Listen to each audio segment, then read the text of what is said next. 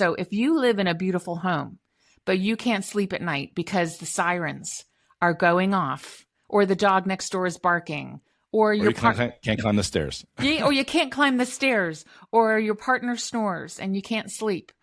That is on the lowest end of Maslow's hierarchy, physiological needs. If you don't sleep, you're not functioning, right? And so that should be addressed before curb appeal, the color of the paint in your dining room. Like I like a nice warm color, and I don't care for this that I just moved in, is not as important as those aesthetic things, are not as important as physiological well-being, including mental health, which has become a huge issue, especially here in the United States.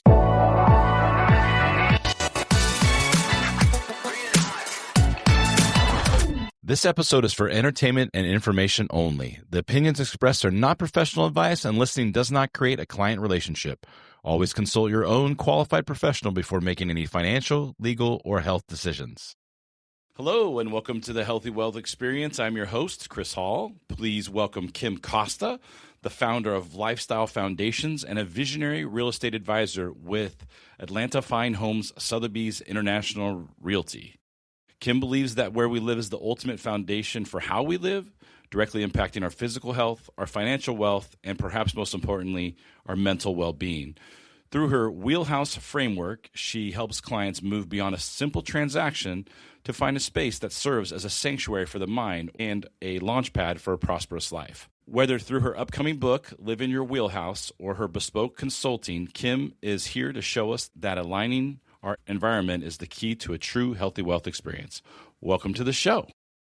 Thank you so much for having me, Chris. I'm excited to talk with you today.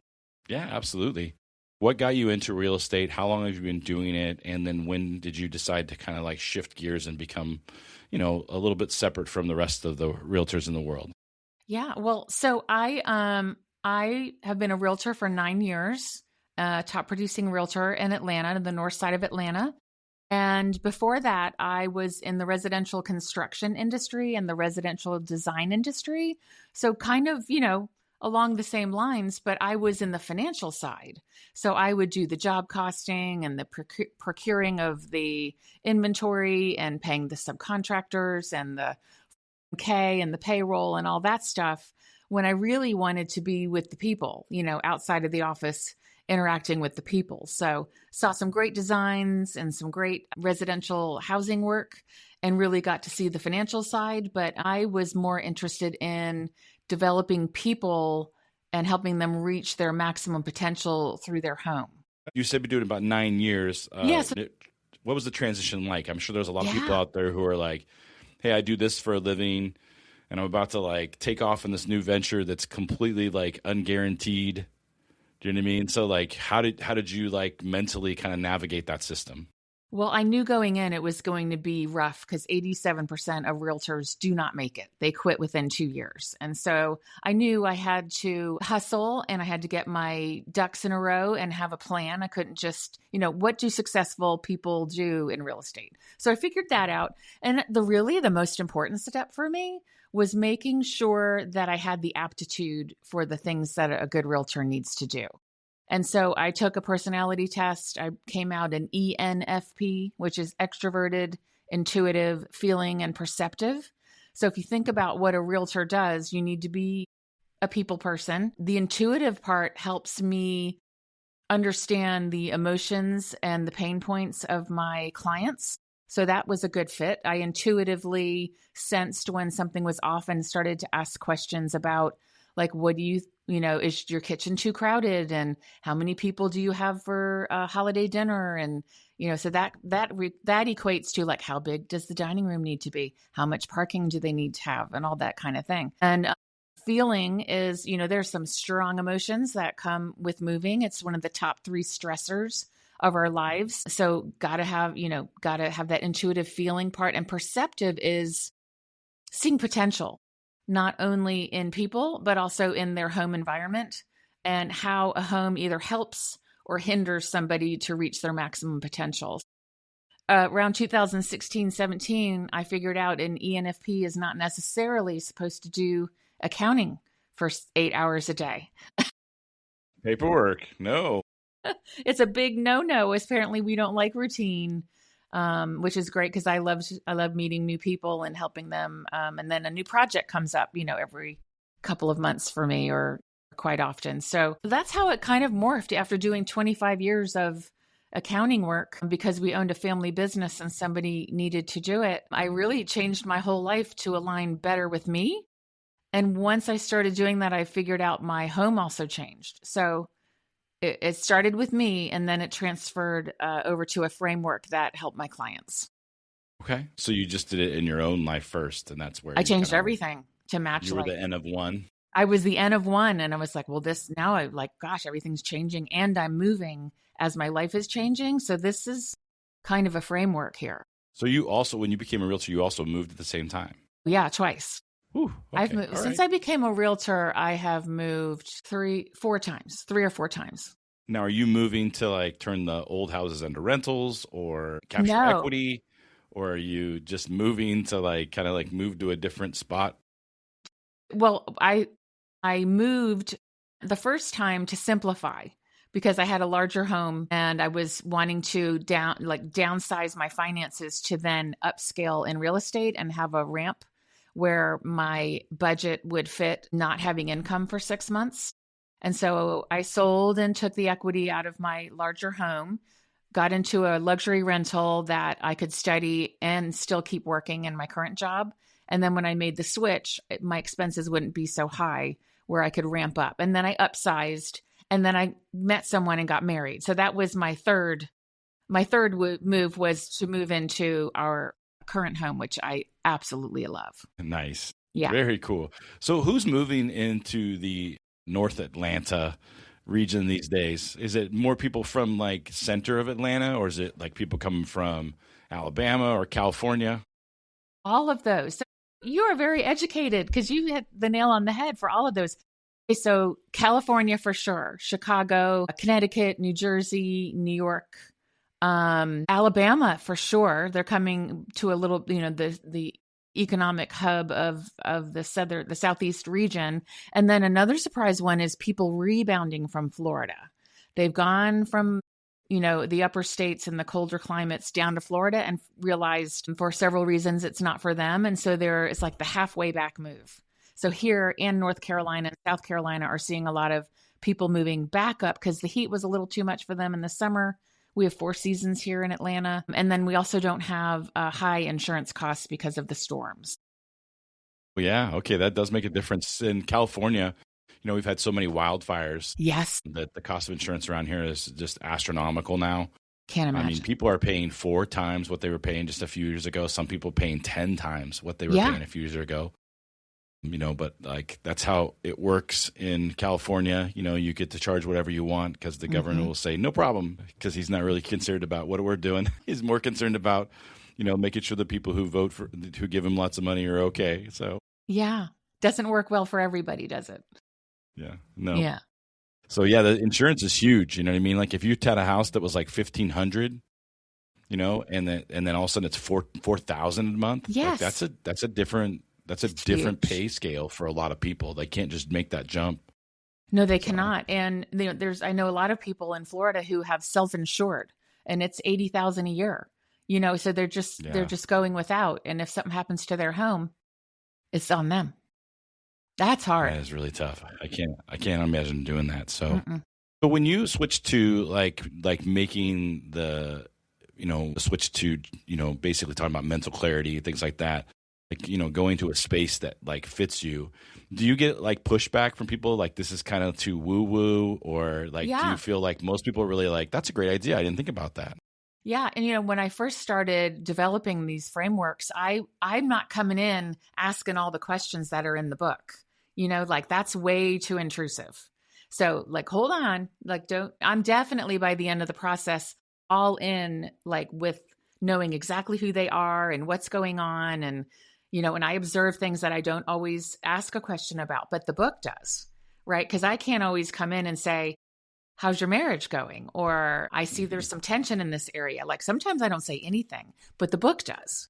So the book is something that I can, or other agents can, or the homeowner can purchase.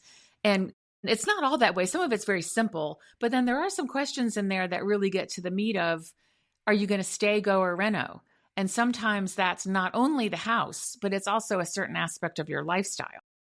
And if it's something that is causing you discomfort and shows up in pain points of like being frustrated, sad, lonely, or angry, if you're angry about something in your home, it could be the people in your home, or it could be a situation where your home doesn't fit you and it's causing you have a 3-hour commute every day, but to and from the city. And so that's just wearing at your health. Or like people in your home, that could be an issue as well. Do you live too close to relatives because you don't get along? Or do you want to be closer because there's a health issue and you need to be closer to those people, or they need to be closer to you? So it goes through 8 areas of the wheel of life to see, is your home helping you or hurting you?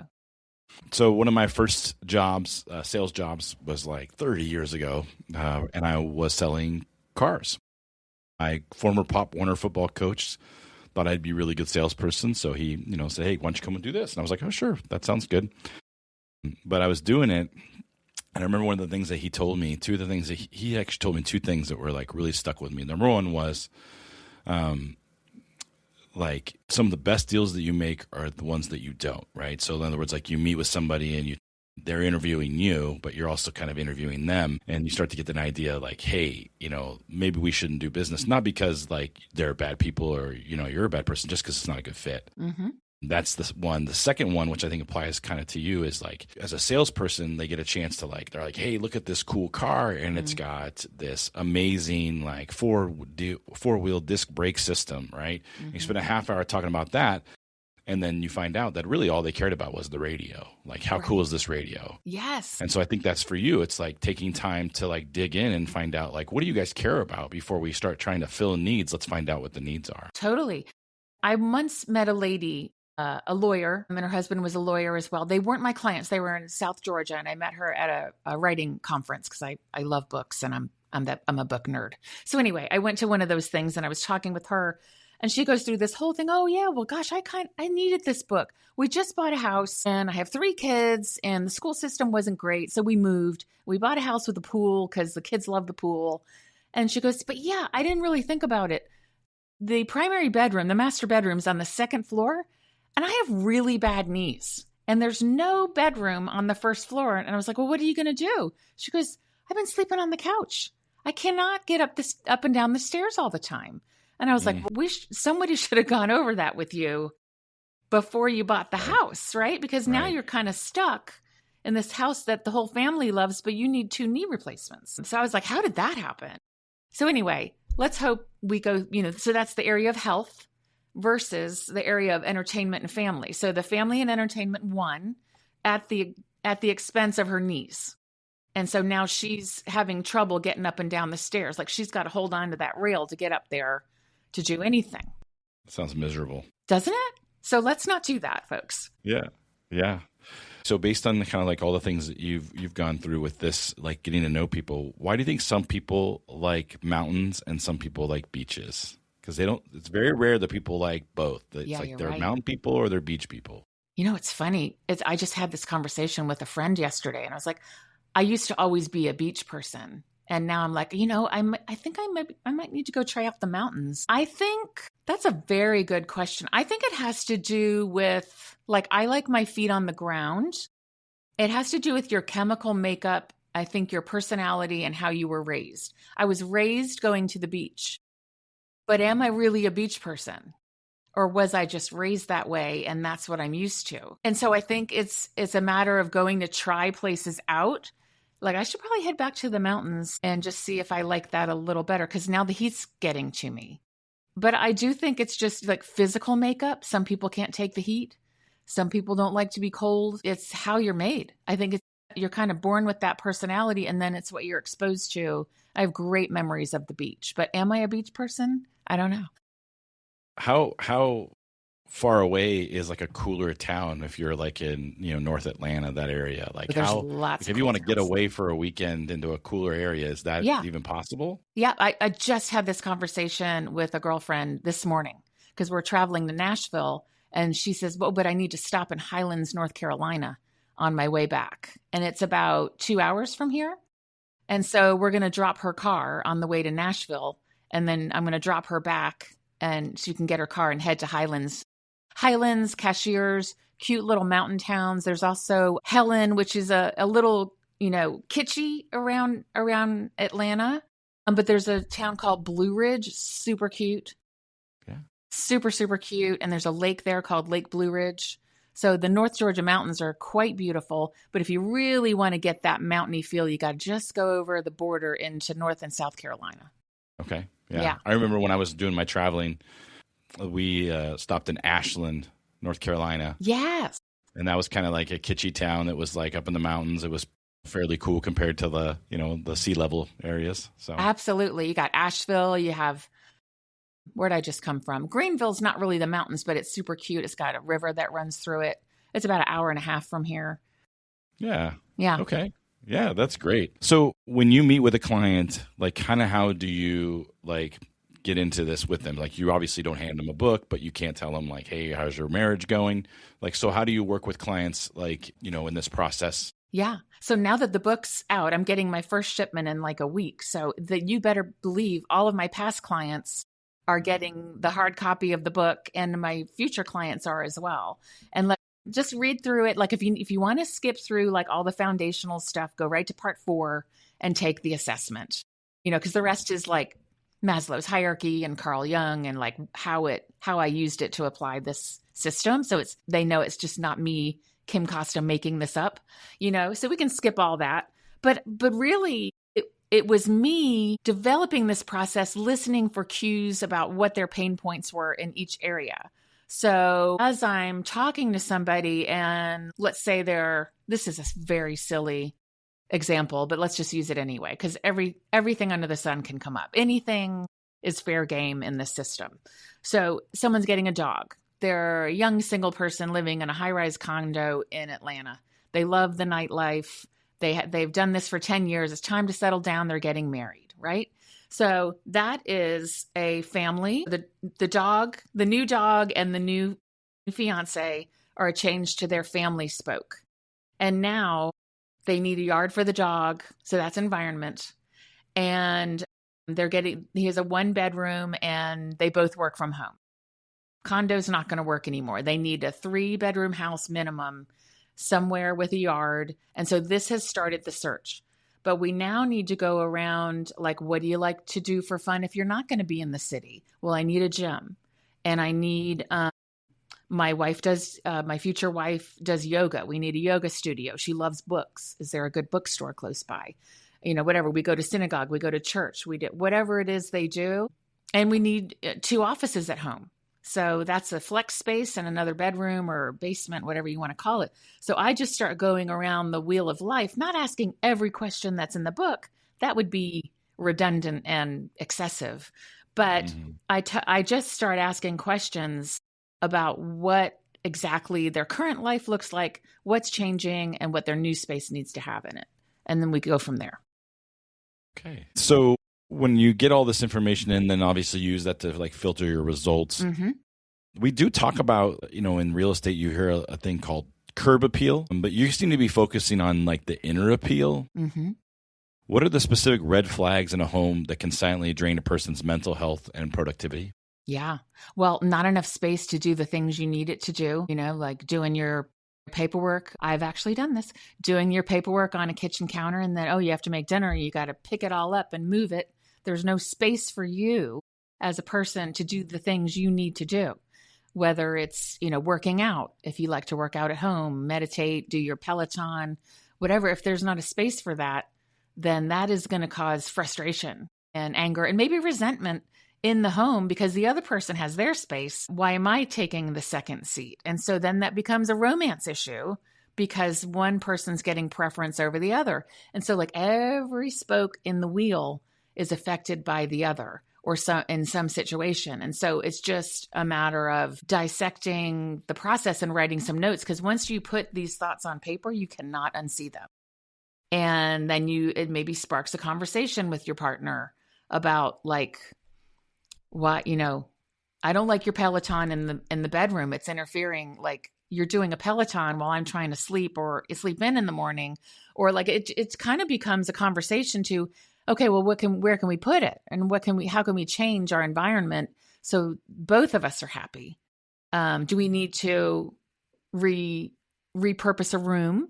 Do we need to have a renovation, or do we just need to move? Yeah, I mean, like, so a couple of real world examples for that. I remember when I was first newly married, now since divorced, but when I was first married, we lived in a small apartment where the bathroom was connected to the bedroom with no door. It was like an opening, you know what I mean?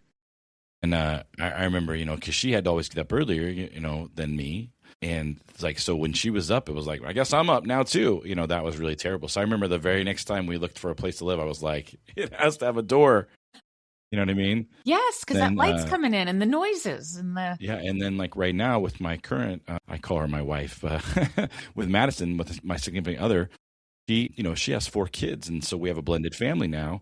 Well, so I have no office anymore. So those are like kind of like it was a really sort of a big deal. Like in the beginning, since I've really kind of like just transitioned to like mostly using my office as my office. Yeah, which is fine.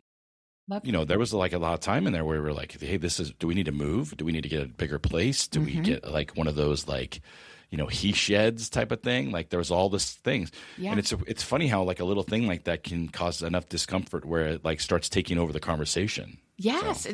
Or if it doesn't take over the conversation, a little quiet resentment starts to build. Like, I can't do my work now, and of course you love the person and care for them deeply, but it's a lot of life change is stressful. I think getting married actually is one of the top stressors because it's a huge lifestyle change.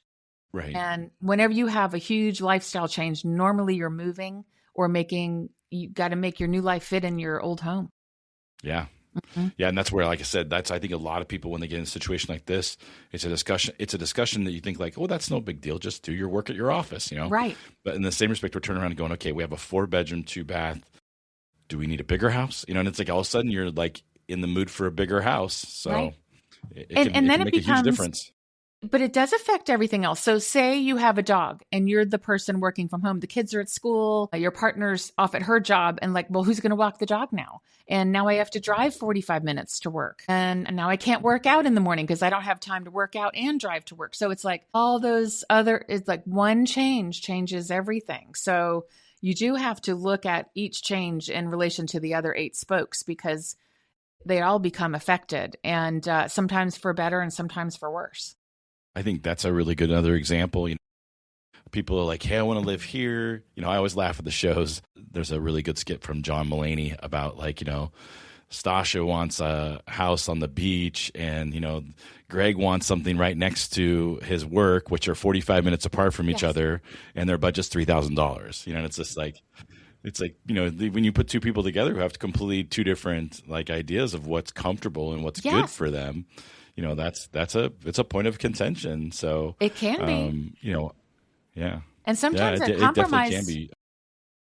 Yeah. Right. But It's I think impossible. the good thing is by having the conversation that you're giving them, then they can reach a compromise. That's right. I think without the conversation, you're going to end up with a lot more people just kind of zipping it up, and then there's resentment. So yeah, I think it's a good conversation to have. So, So in your framework, how do you help a client distinguish between a house that looks wealthy or good on paper and a home that actually supports like a healthy, low stress nervous system? So how do you like look beyond this is a really pretty house to that with them? Yeah. Well, I mean, so here's the thing. So I use Maslow's hierarchy in this process and in each of the 8 areas. And so Maslow's hierarchy, the top is aesthetics, which is right under self-actualization. It's like the cherry on top of the sundae as far as like achieving self-actualization. It's like, do I like my paint color? Are the bushes pretty? Is it a nice street? Is my driveway level? That kind of like the perfect curb appeal is where you should be when everything else is solved. Like physiological is the lowest on Maslow's hierarchy. So if you live in a beautiful home, but you can't sleep at night because the sirens are going off or the dog next door is barking or you can't climb the stairs. Or you can't climb the stairs or your partner snores and you can't sleep. That is on the lowest end of Maslow's hierarchy. Physiological needs, like if you don't sleep, you're not functioning, right? And so that should be addressed before curb appeal, the color of the paint in your dining room. Like I love, I like a nice warm color, and like, oh, I don't care for this that I just moved in, is not as important as those aesthetic things are not as important as physiological well-being, including mental health, which has become a huge issue, especially here in the United States. We are slowly falling in the global rankings in happiness, which is very unfortunate. And then safety is the next rung up in the triangle from physiological. So like, are you safe in your neighborhood? All the things. And then belonging and love is the next one after that. Do you have room to bring like your parents in to stay? Do you have a place in your home to get together for family dinner? In your neighborhood, are you accepted? You might not feel accepted in your neighborhood for whatever reason. Those are actually more important than aesthetics. And so this is a process to go up the levels of Maslow's hierarchy to define exactly, is the home working for you or not? Like the lady loved the schools and the swimming pool, so that's great for fun. And the swimming pool was gorgeous. However, her physiological needs were not being addressed. And that's a much lower need. If you have a bad physiological need that's not being addressed, you're going to probably score down in the 2s or 3s in that area out of 10. Yeah, that was great. That was great how you interpreted Maslow's hierarchy of needs to the real estate purchase. That is really good because it really truly does. Like, and your job is the same way, right? Mm-hmm. And when you get a job, the first thing you're doing is like, I just want to get paid so I can take care of my family and pay my rent, And then as you continue to like progress through that, you're like, I really don't want to like do this job anymore. Like, how can I still take care of my family, but also be happier? And right. then, and then you get into legacy and things like that as well, which I deal with in my business. Which is like transcendence. That's even beyond self-actualization. It's beyond. It's the highest you could reach, which is wonderful. Right. Yeah. That's what I'd like for people to be able to do in their homes. Yeah, that's good. So from a wealth building perspective, why is it smarter long-term investment to prioritize a home that supports your health and mental longevity over one that simply meets a square footage requirement? Well, I mean, it's kind of like I look at the home as a representation of your soul. Is your soul empty? But it's like, a big space, but is it just kind of devoid of what makes you feel good and that you give back to the community and joy and comfort? Or is it just a space that's kind of empty? And so if your square footage doesn't provide joy to the people that come in it or the other people that live in it and provide a space for you to be the real authentic you and reach that level of happiness that is authentic, it does not matter how big your house is. You're not going to feel satisfied. Do you find that people who are, like what you're saying makes perfect sense, but do you find that people who are maybe older are more in tune with what you're talking about? Like people who are younger are just like, man, I just need a house. Like I just started this apartment. I just need to get out of here and I need to start giving, because, we got all the Instagram people and stuff like that telling us like, hey, you're just throwing money away. Go buy a house, So, I mean, do you feel like the younger people specifically are just like, hey, listen, I don't have time to touch my feelings on this. I need this little house so I can get started? I think that's a twofold answer. I think you can rent and be perfectly happy, right? I really do. I think that it may make for a good choice for some people to rent. So by homeowner, I think I wish there was another name for it, because I do think some people enjoy renting, especially if they're going through a life transition and they either don't know where they're going next and it gives them time. I did it myself, and I'm a realtor. I rented because I just needed the flexibility to decide what is my next move. And I thoroughly enjoyed renting. I really did for a couple of years. But I do think once people, if their primary goal is now financial, owning a home, you build up equity, you get, especially in the past 5 years, you've gotten increases in equity from paying your mortgage, but also from the rise in the value of the home. So that becomes a way of building wealth. However, I know plenty of people that need the flexibility of the rental for whatever situation they're in currently. And so why not be happy where you're at And if you want a yard, if you want it to be close to the baseball park, plenty of people here in Atlanta love the Braves and they want to live near the Battery. And that means, being in a high-rise situation with lots of other people. They go out into the Battery, which is a wonderful entertainment space. They're living their best life, right? So it may not be permanent, but it's what they're going to enjoy for, 2 to 5 years. Right. Maybe they hit a certain age and they're like, okay, this is fun, but I had my fun. Now I'm going to I'm going to do the thing with the house and all that stuff. But I don't think there's a wrong answer. It's whatever's going to make you happy for whatever your current goals are. And when those goals switch, you might be moving. Yeah. Yeah. So for those that are going through like a major life, like reinvention, how can the process of finding new space be used as a therapeutic tool to reset their mental health and financial trajectory? Well, it's proof of a change, isn't it? When you change your surroundings, it helps you change who you are. And sometimes if you've changed who you are, the surroundings don't fit anymore. Moving can provide a temporary space until you figure out who you're becoming next, whether it's a divorce and everything's changing, like hit that maintenance-free lock and leave place where you can go find yourself or, recreate yourself in that space like a little cocoon. It's like your little cocoon place. And so you're kind of reinventing yourself and you don't want to worry about cutting a 2-acre yard or, all like commuting 45 minutes to be close to your work. You just want to push this easy button for a minute and figure out what your next step is and then make a plan. And that allows you to do that, So when you're going through life change, sometimes you're not going to be in your final spot for a minute. Or you could stay where you are, push the pause button, figure out what you want to do next, and then make your move. But go try out your next town or your next community with an Airbnb or visit a friend there and just pretend like you're about to live there. Go to the grocery store, do the gym, whatever it is you like to do. Visit those spaces so you can pretend like this is going to work or it's not. I visited somewhere recently where I was looking for an investment property or second home, but I want a vacation there, but it didn't have a yoga studio. And it didn't have like the best food. I'm kind of a foodie. And so I was like, and it did not have a golf course for my husband, which is huge. Mm-hmm. So I was like, I love this town, but it's good for many reasons. Not going to work. So on to the next.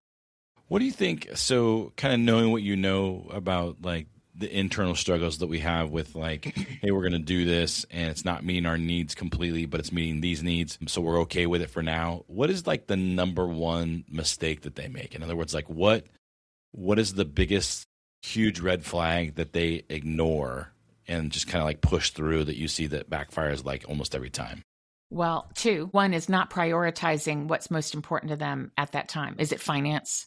Is it being close to work? Is it your family? Being a good school system? So prioritizing is number 1. And then 2 is the timing. Timing can mess up everything because say daughter Susie has 2 more years in high school, right? And then you're wanting to go now, but you move her to a new school and she's not happy. You just maybe needed to wait the 2 more years to get her through the school system without changing her going into her junior year. And then that become like, oh gosh, she doesn't have any friends. And so I think timing is a big issue. And I think prioritizing the wrong things is a big issue. Yeah. Have you ever heard of a nesting agreement? Nesting? No, tell me. So a nesting agreement, and this makes me wonder because it really like kind of sits in this to me. So when my ex-wife and I got divorced, our kids were like in their middle teens. And man, I was just so nervous about disrupting their life. And that's like, they didn't do this. They didn't choose anything. It's not their fault. Like, why should they pay the price? And then, I had other people kind of in my ear saying like, hey, by the way, like the roughest part for me as a kid when my parents got divorced was like packing my bag and forgetting my binder and doing all those things. So my ex and I did what's called a nesting agreement, which is where I was in the middle of building a house when we started to get divorced anyway. So I built this house. My kids live in it full time. And my ex and I flop back and forth. So in other words, like this week is my week to be with the kids. And so my ex-wife is in a little 1-bedroom, 1-bath house in town. Yeah. And then when it's her week, she jumps in and I go back to the house that I live with Maddie. And so the kids never have to go back and forth. They never have to forget something. Well, they're kids, so they forget stuff anyway. But like that part, we eliminated it. And I would say, that if you can afford it, right? Yeah. That's the biggest thing is now you're, instead of managing 2 households, you're technically managing 3. Wow. Because I love that. in the beginning, my ex-wife and I thought that we might like share that other house. Yeah. Like we just swapped that one too. And that became pretty obvious that wasn't going to work out long-term when one of us started dating somebody. Right. Awkward. So you have to manage 3 households. But my point to it is I wanted to bring this up is like, I feel like this has been one of the best decisions I've ever made. Yes. I love it. For my kids first, but also for my mental health, right? To not have that extra, because I think when you have your kids come back and forth, I think they bring with it a lot of anxiety, maybe anger, and it's like when they have their own space, I feel like you walk into their space and it's just like so relaxed. Well, it's not as stressful because it's stressful being a young person these days with the social media and like everything coming at you. I can't imagine having to go back and forth between the 2 households and, like you said, forgetting things. It must be just so overwhelming. So kudos to you and your former spouse for figuring that out. And I have heard of that one other time. I don't remember it being called the nesting, correct? Nesting agreement. Nesting agreement. I love it. I mean, talk about putting your family first. I mean, kudos to you. I think that's brilliant. Yeah. Thanks. And I hope that people out there listening who might be going through something similar can go like, hey, that's a good idea. And again, you have to manage 3 households, but it's temporarily. Like for us, we did it when the kids were like 13 and 16, full well knowing that they had a few more years. And I think it was like 14 and 17, actually. We had a few more years and then they're going to be off doing their own things. I think it would work differently if you had like a 4 and a 5-year-old. But there are a lot of people who make these huge decisions and they just like you. What made me think about it was like moving and making your kid go to a new school. And, it's like if you can maintain the house that they live in even, and then you guys find maybe a couple small apartments. Again, we're talking about teenagers who are almost out of the house, trying to make it as easy as possible for them. And plus you have to get along with your ex too. So that's another thing. It's like some people, when they get divorced, man, they just hate each other. And so you can't do that either. Yeah. That would be walking into the fire every single week. Yeah. Either way, not great for the kids. So any continuity you can provide for them, either in housing or with the relationship with the ex, it just is a life-saving. Yeah, you can include me in your next book. Yes, I wish I'd put it in my book. I need to revise it now. Right. Well, we already have information for the first revision. There you go. So live in your wheelhouse is the name of your book. You had mentioned to me that it's not out yet, but people could pre-order it. I will leave a link to it in the description. I know that we've talked about it a little bit. I just want to make sure people know where they can get it if they're looking for it. I'm assuming it's also available on your website. It is. It is. And we will also link to that as well. I do have a couple more questions. If someone feels stuck in their current living situation, what is the one immediate change that they can make to their environment today to improve their mental clarity and start like manifesting like a wealthier life? Like how can they maybe without picking up and moving, how can they like make the place they live a little bit more like open to, hey, we're going to move forward from here? Yeah. I think that is kind of doing an inventory, walking through the home. And there is a lifestyle lift on my website that they can actually have a guide to walk through their home and go through each room to see, are we using this space? What are we using it for? Is it old news? Do we need to redo it? And so the answer to that is the one thing they can do is do the inventory and then pick one spot.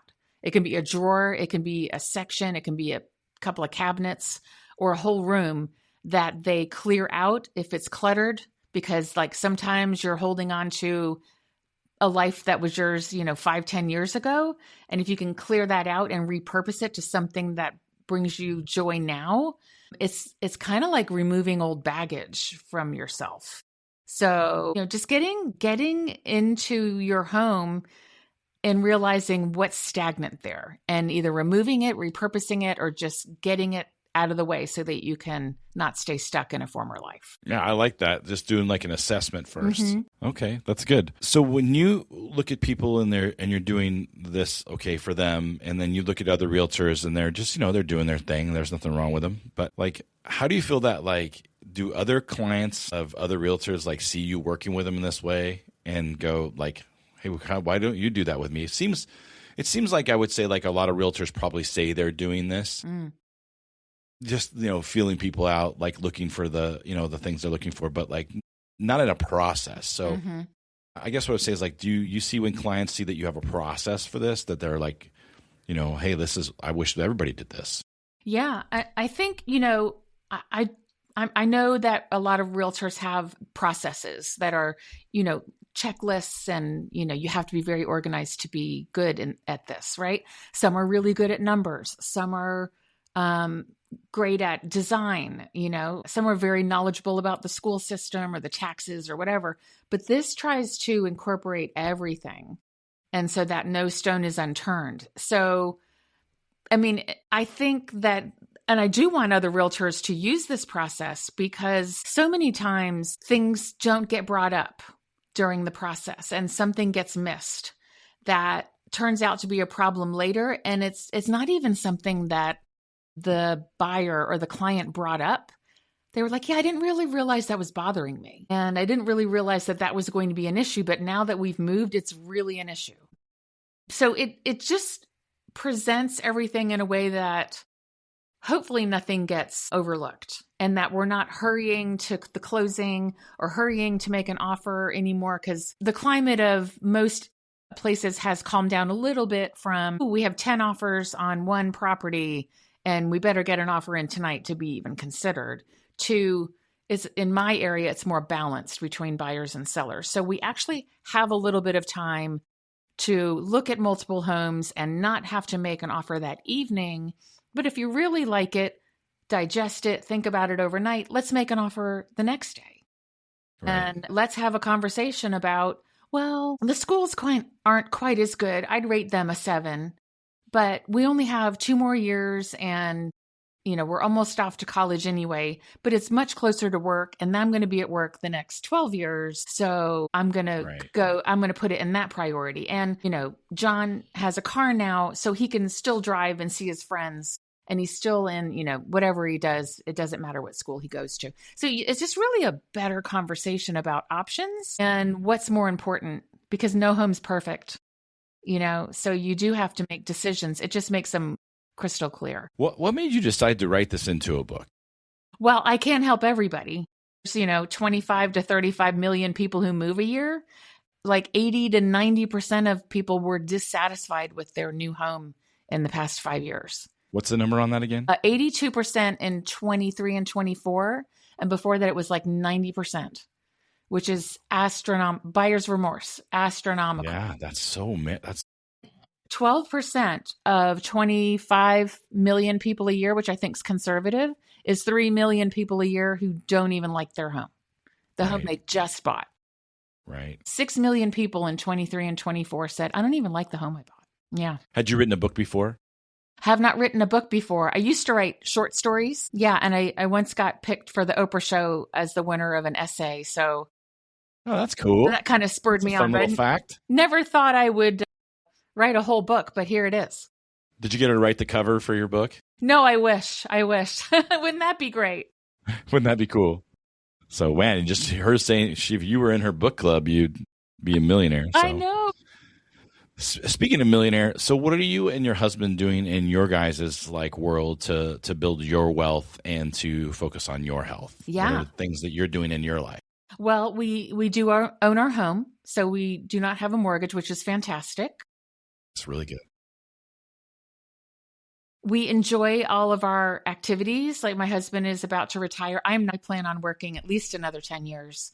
He's slightly older than I am, but we get out and golf. We go to the gym almost every morning. I do the yoga and the walking, and we put a priority on being around our friends and our family and eating well. So, we're trying to balance our lives with not only helping, he's a wealth manager, so he's very close to his clients. So I think part of what makes us happy is having relationships with the people we also work with. And so that's very key because he's very much a people person. I'm a people person. And so that's what brings us joy. And that's how we set up our lives. That's great. I totally get that too. Like, if you get yourself a good group of clients, they become like more like friends. And then all of a sudden, I remember before I did this, I was a pharmaceutical rep for 10 years. And I remember I had exactly the day that I knew I was going to retire. From like maybe in the first like 3 or 4 months, I knew exactly what day I was going to retire, 59 and a half and this blah, blah, blah. And then when I transitioned to dental equipment and supplies, I knew exactly when I was going to retire. I had it down to the day.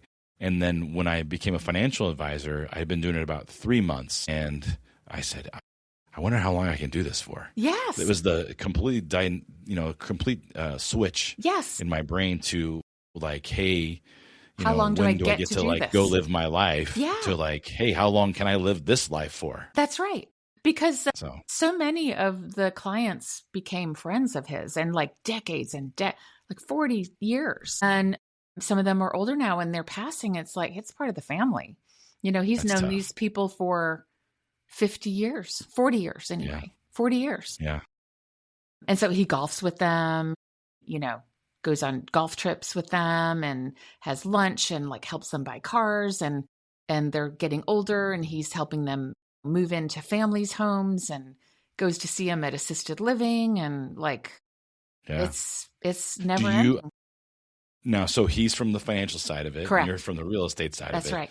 Do you guys kind of do both as far as investments go? Do you have some rentals and also some, I'm assuming you have money in the market if your husband's a wealth manager. Absolutely. Yeah. Yeah. And now I'm more, of course, pro real estate, right? And of course. Yeah. So I have had and will again have investment properties that I'm actually currently looking at, which is why I was like, no, this town won't work because I eventually want to stay here as well. And he is definitely more on the, funds and bonds and legacy building and things like that. So together, we don't own properties except for our primary home together. However, he'll invest more in his side and I invest more in my side, but we do talk about it and advise each other. So I'm still trying to win him over to the real estate side. So I've got the way to do that. Yeah. So you're ready for this? Yeah, tell me. So I have both. I have both. But what I would say is it's a diversification of his portfolio. Exactly. I totally That's how you agree. talk to a wealth manager. I have said those words. Yes. Yeah. I have absolutely said those words. You know what I mean? Because real estate and stocks don't kind of go up and down together. You know what I mean? They're a little bit off for each other. They are. There's a guy, his name's Ray Dalio, and he talks about the holy grail of investing. And it's always about trying to find 12 uncorrelated assets, which is like, that's why it's the holy grail, because it sounds almost impossible. But what I've noticed is like, people will diversify for bonds and they'll do stocks and then they'll do international and they'll do, you know what I mean?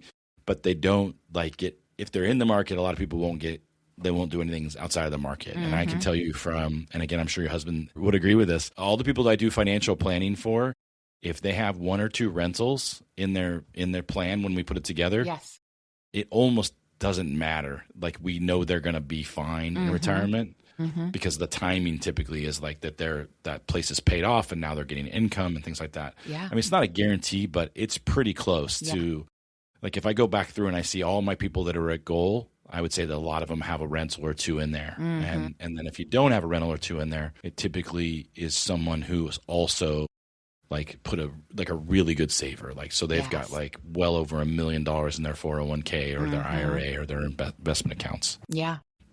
So I think it's a really good diversification. And again, they do sort of move apart from each other. They don't really run in cycles together, although they can clearly. 2008, 2009, the market got clobbered, but so did the housing markets. Right.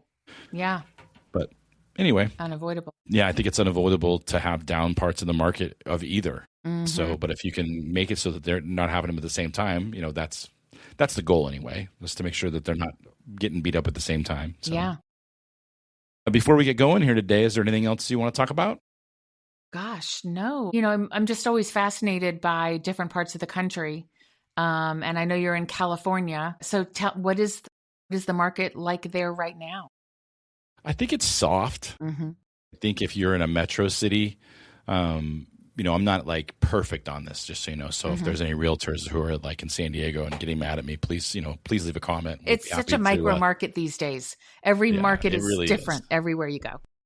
But from what I can see, the places that I'm interested in, you're going to find a little bit more. I wouldn't say they're deals, but like what you were talking about, where like you put a house out for sale and you got 10 offers first day. Like that's not really happening from what I can see. It's more of and of course there might be some specific cities or areas that do that.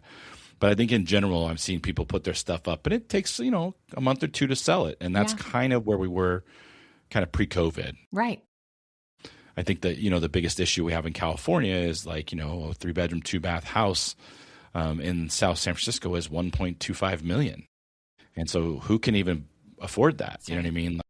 Like what kind of a salary do you have to make to be able to afford a mortgage like that? Right. At 6% interest or wherever we're at right now. But I would say, in the rural parts of California, we're always, like I live in Redding, which is about 3.5 hours north of San Francisco. And we're always a lot less money than them. It's like we're really like a different state. Like the way that we run ourselves is different. The way that we like think about things is different. I always told people like we're like North Texas. That's what I would like this state to be called. Yeah. But it's not. Unfortunately, we still have the same taxes as California. Yeah. But what I would say is like, you can buy a 3-bedroom, 2-bath house in the town I live in for probably like mid to high threes. Wow. That's amazing. Like, the same house is over $1 million. That's so in nice. the southern part of the state. Yeah. But I would say things are slowing down a little bit. You're seeing a little bit of price reduction for people who got to get out. But I think the people who are doing fine and don't need to get out are kind of holding steady as much as they can. We have another problem right now, and I don't know if this has a problem in Atlanta, but we have a problem where you can build a house here and without even counting the land, but tell me you throw in the permits and the school fees and all the things that the government kicks in, you're talking about $300 to $350 a square foot to build the house. Very similar here. And I think like right now, if you're looking at houses to buy, the houses are like $255 a square foot. So it's significantly less. I mean, it's a third less to go buy something that exists. So I do see that like people are not building like they used to. Definitely they're looking at, and I built 2 houses. So I can tell you right now, like I was really excited. I built my house right before everything went crazy because like now, the interest rate is like 2.875, it's like you can't even touch that. Yeah. But I would say like, that's the sort of the way California's operating right now. It's slowed down, still moving. We still have a lot of people moving out of the state, but believe it or not, we're not really missing for any demand. So we've got plenty of people who want to buy houses. So it's about making the fit on the price, and it's not even the price of the unit. It's the price of the unit times, 6% rates. Yeah. That's right. Well, I mean, it's just always so fascinating because I'm finding that the market as a whole across the nation is full of micro markets. And it's not just one general trend. You have to talk to the local expert about what's going on for them. So here in the north side of Atlanta, in Alpharetta, where I live, it is very sought after. And so I see new homes going up and I see old homes getting renovated. For the young people, it's hard to find a place to move to here. Like they want to move back where they grew up, and you can't get in for under $700,000. Right. So that is a challenge, for us. Yeah, I think that's going to be the challenge nationwide.